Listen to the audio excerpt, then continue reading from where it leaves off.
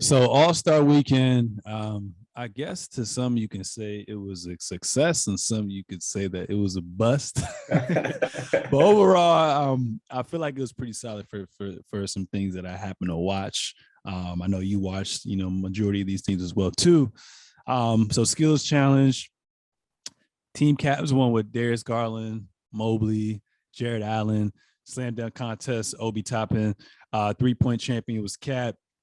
Team LeBron won obviously on Sunday, and then Rising Stars we had Team Barry as well too. So very, very, very interesting weekend. I think the NBA did a great job at, just extending and representing their brand and taking it to another height as well too. So overall, with the performances, with the different events, the interviews, just all the press runs that were kind of going on. How at halftime they had the top 75. Most of the players kind of came and they paid homage. Like overall, the product was damn solid as well too. But I got a problem with it, man. The first thing I want to talk about is the slam dunk contest. Now, it's always a back and forth thing, right? So with me, it's just like it's 2022, right? And we're at the point now where it's just like, how much more dunks can you do? Like, I feel like at this point you're just adding props or whatnot. So to me, it just becomes redundant. So I don't really understand like how you can get hyped over something that's been done before. And my thing is like if you're gonna do something that's been done before, you have to get that shit right in the first dunk. And with all these challengers this year, watching Green from Houston or watching Cole Anthony from Orlando or even the winner Obi Toppin by default, basically, it's just like what are we watching here? Like there was so much stuff on social media. For example, Kareem Abdul-Jabbar, he just leaving like the fourth this dunked in a row. You see Shaq with his stale face, and they had like a frame by frame when like early 2000s where he's going crazy, and then now he's just like, yo, like what am I watching? And it's funny because like you can only the minimum score you can get is a 6. And I know in the voters' head, the judge's head, they're just like, I'll really give this motherfucker like a 3, but I'm gonna spare you. And y'all lucky, like I got you a 6. But overall, I thought with the slam dunk contest, it was relatively pretty weak in my opinion. What were your thoughts on the slam dunk contest? Honestly, I feel like I like what Jalen was coming with. I like the creativity that he had with there was one dunk he was trying to do with Josh Christopher where it was off the side of the backboard. Oh yeah. And then I think he was gonna like put it between his legs, but he took like 10 attempts to even try it. He never got it. I think he ended up going with like a simple windmill. I mean, I love the creativity because that's the part that we want the most. If he hit it maybe the first, second, or third time, it would have been crazy. The roof would have went off and shit like that. But I mean, it was just so weak. Like outside of the, Cole Anthony putting on the Timbs, that was kind of cool. Obi Toppin, he even had a lot of attempts. Like I don't remember any of the dunks. I'm be honest. I don't remember any of the dunks. Like Not memorable. all I do remember is Obi just went safe with the last 2 rounds because I mean Juan Anderson, like he didn't have to do anything. You know what I'm saying? Like, so I think when it comes to the dunk contest, we're gonna have to start getting like maybe we should do tryouts. That's what we should start doing. We should do tryouts like I'm that serious. To do tryouts before the All-Star game and say, all right, show us 5 dunks. You do it on the first 3 tries. And if you can't do that, you're not getting in. And the fans get to vote who gets in. You know what I'm saying? I don't know what the process is for you to get in the first place, but I understand Jalen Green got hops, Obi Toppin got hops, and that's why the Knicks got him because they couldn't get Zion. But other than that, like we don't really just want to accept you just because of that. You know what I'm saying? We want to know that when you get to the dunk contest, you ain't going bullshit because we tired of watching it. Because what happens next year if we don't get like a John Morant? We just get like another random Jalen Green's probably going to do it again. Obi's probably going to do it again. Maybe like Anthony Simmons, who had won it last year. You remember last year, that shit was boring too. So like, we're going to have to start doing something to change it up, or we could do one-on-one. I think the last good one was when I was a senior in college. 2016 with Zach LaVine and Aaron Gordon. Yeah, That's the one that's most memorable for me as well. And the thing is, just like, I know it's a little different when you're in a closed environment with no fans. They probably got those dunks down on like the first or second attempt, but it's just like you putting on a show. Like this is when people start to tune. Like aside from us basketball heads that like take this shit serious every day, like the average person who follows sports but loosely, this is when they really start to tune in. You know what I'm saying? After Super Bowl's over, basketball is like at its height. So just like you got to bring that heat. But a couple things. One, tryouts would be funny. I think that would be kind of exciting elements to kind of add to as well. But in all seriousness, I think it's the people like LeBron James who've kind of ruined things, because if you look at back in the day, D Wade was in the dunk contest, Vince Carter, T Mac, Kobe Bryant, Michael Jordan, like all these top tier superstars were in the dunk contest. And then all of a sudden, we wanted Bron to do it for a couple years. And he was like, no, I think to me still to this day, Bron didn't want to do it because of the fear of losing and just too much expectations. But like, I've seen this guy play live, warm up dunks. I'm just like, yo, what the is going on? I know a lot of people say, oh, end game dunker. Nah, like, I think you have, because at the end of the day, it's gonna, back in the day, it was more so like the fan side of things. So I think with players like LeBron kind of going away from it, other players in the future have kind of, wanted to kind of go away from that as well too. So it would be nice, like you said, to bring back some like top tier talent. So I made a list for myself with 4 dunk individuals I want to see next year. I want to see slim down Zion Williamson. I want to see dreadhead Ja Morant. Yes, sir. I want to see the roaster of all roast, Anthony Edwards. And then let me see Bridges. I think that's a solid 4 right there. That's and I would have my popcorn waiting for sure. So that's one point. Another point is let's up the stakes a little bit. I think on TNT a couple of years ago, they used to have like some dunk contests. Let's have 2 NBA players or maybe 3 NBA players. And then the other 1 or 2 are just no-name people, you know what I'm saying? Because I know they're creative as hell too. And I know they would like to have that limelight too. So I think that can make it a little bit competitive. But I wonder if that was going to take away because NBA is the product. And if you just have a random person win, you're just like, oh, damn, well, I just found someone off the street. So that's another thing. Another point is I say we kind of just do away with the dunk contest for a year or two. Just have that be put on ice. And instead of doing that, let's just have that one-on-one king of the court. Maybe you only have 2-3 dribbles tops, and that's it. Like, I would look forward to that. KD, Bron, like Zach LaVine, DeMar DeRozan, Kyrie, all these buckets right there. That would be more exciting to me. I don't care about dunks anymore. Like I said, there's only but so much more dunks you can do. But that's my thought of what we could add to All-Star Weekend / dunk contest or a replacement for. What are your thoughts on that? Nah, one-on-one would go crazy because I know there was a quote that Jimmy Butler said. Sorry about the sirens in the background, living in the city, how it goes down. But Jimmy Butler was saying that when it comes to the All-Star game, he doesn't like to play, but because it's a break, you know what I'm saying?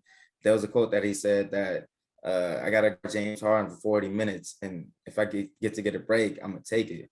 But if he gets to do one-on-ones, then he's going to really show why he's an All-Star. So I would love to see that. I think Jimmy would actually show up and bring effort. I think you would get guys, if a guy like Jimmy Butler gets in your face talking shit, you don't really want to back that up. You know what I'm saying? It doesn't matter if you Trae Young, doesn't matter if you know what I'm saying, all the way up to LeBron James, Steph Curry type of thing. You're going to really want to, show that you that dude too. So I think a one-on-one would go crazy. James Harden wouldn't have been injured this All-Star, weekend if we were bringing that one-on-one back. So I think we should do it. Oh, honestly, 3-point contest.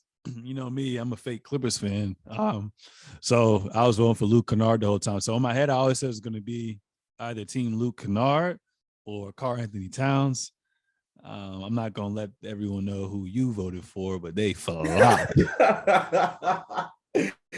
Yo, my man's had Fred VanVleet. That nigga jump shot was to the left a little bit, just a little bit to the left. I was just making jokes because like the last time I saw him brick this much was Mm-hmm. when Kawhi Leonard was on the Toronto Raptors, and it wasn't until he had his newborn baby come into this world that's when he started splashing. I was like, Yeah, nah, that was crazy. I was like, damn, like is the baby there? Are they still in Toronto? Can they travel with you? It's like, what's going on? But no, another thing I think is the 3-point contest should be, with how the game has changed so much, where it's more so a spread offense and people are attempting more shots than ever. It's more so outside in game. I feel like the 3-point contest should be saved best for last. Like that should be the main event if you're not going to replace it, like I said, with the one-on-one situation, because that was exciting to me. Format was great. Competition was great. I think it came down to Trey, Cat, and Yeah. Luke Kennard, which is good. Yeah. So I think Cat backed it up when he said he's the greatest big man 3-point shooter of all time. I mean, what's your thoughts on the 3-point contest? And do you think he has that crown? I mean, he officially kind of has a crown, but what are your thoughts on that? First of all, we're not going to disrespect Chris Bosh like that. I mean, let's get that out of the way. Chris Bosh got injured, so that's the reason he's not in the league right now. But I don't really think anybody's challenging that right now for him. As far as the 3-point contest goes, I don't think we have to change the format at all. But if we're gonna keep doing the dunk contest and having people that aren't really gonna, execute, I think we should put the 3-point contest as last. Because no matter what, it's gonna be exciting. You know what I'm saying? Somebody's gonna go off. Somebody's gonna get hot. You know what I'm saying? I love that we have that extra ball in there. I think it's like in between the wing and like the top of the key right there. I like that a lot. Maybe we could incorporate a Damian Lillard logo. Maybe. I mean, that might take too much time when it comes to, getting the ball off the rack and then deciding if you should go ahead and shoot that. Because what happens if you're like at 14 points, there's a lead of like 22, and then we give you 5 points if you go make that shot, and now you can really get back into it. I mean, that could be a thing. That would be cool, I guess. They probably won't do it. They don't really need to do it because it's already a great contest. As far as the players go, Fred VanVleet's shot, that it was real funny because D-Wade was clowning that thing the whole time. Trae Young got cold. Not talking like, ice cold Trae Young. I'm talking like he was like legit breaking shots when it came down to it. I didn't expect Luke Kennard to turn up like that. Who else was even in it? I don't even really remember, but it was great to see Cat winning like that. CJ McCollum was in there too. CJ McCollum, Patty Mills. I think he let us down on that one. But yeah, it was great to see Cat win that thing. Yeah, for sure. Yeah. So right now he can technically say he's a 3-point big man GOAT until proven otherwise as well too. So I hope he comes back next year to try to have a back-to-back repeat. And then mark my words, Klay Thompson gonna be back fully healthy. He gonna try to take that joint back. I already know. Watch. This is gonna age well. All-Star Game Sunday was pretty good. I wasn't really able to watch a lot of it, but I was able to watch the induction and I was able to watch, the last quarter as well too. But from what I've seen and then the highlights that I kind of watched, the format still did its justice and it became pretty competitive when it mattered most towards the end as well too. But shout out to Joel Embiid going off, but more importantly, Steph Curry. I think he went for 50 and made 16 threes. So when you say all-star, when you say put on a show, there's just very few people that can kind of do that as well too. So I thought that it was great. And, I just, it sucks, RIP to Kobe, that he kind of had to leave his legacy for us to kind of rechange the format and whatnot. But I like the format moving forward. And then, obviously the winning team gets money, but more importantly, they give back to underrepresented, kids for scholarships and whatnot. So that's pretty cool. But what were your thoughts on the All-Star game? First of all, as a Heat fan, it was really nice to see Jimmy Butler in there and not get minutes. I think he only played 9 minutes, 2 steals, I believe 2 points. I think he fouled somebody. It's always good for him to get in and foul somebody. But it was good to see that he didn't play too much just because I didn't want him to get injured or anything like that. But my main point for this is seeing him and Cat. I love that they were guarding each other after the game. They dapped each other up, had some words. look like they might have, chopped it up a little bit.